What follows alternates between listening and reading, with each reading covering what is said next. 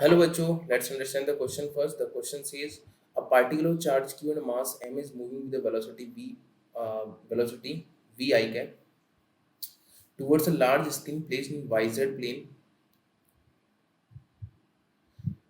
at a distance d.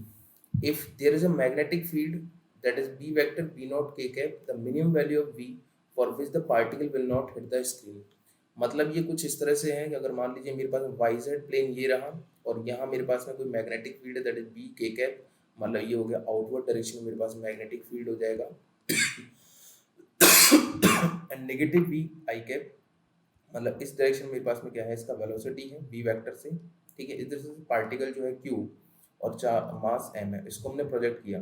तो project करने पर क्या होगा, वी क्रॉस बी अगर देखें हम लोग तो वी क्रॉस बी किधर आ रहा है हमारे पास में, वी क्रॉस बी किधर हो जाएगा हमारे पास में, इस तरफ हो जाएगा।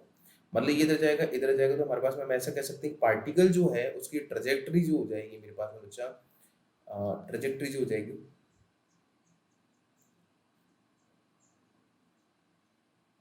ठीक है, इस तरह से मूव करेगा ये, है ना, ऐसे मूव कर जाएगा।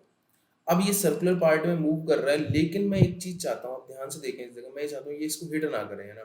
तो हिट ना करने के लिए क्या होना चाहिए, इसका रेडियस जो होना चाहिए वो कम होना चाहिए, किससे, इसकी डिस्टेंस से।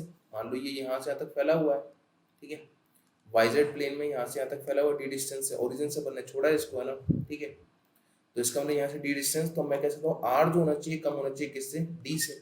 मतलब M V upon Q B naught that should be less than D, ठीक है।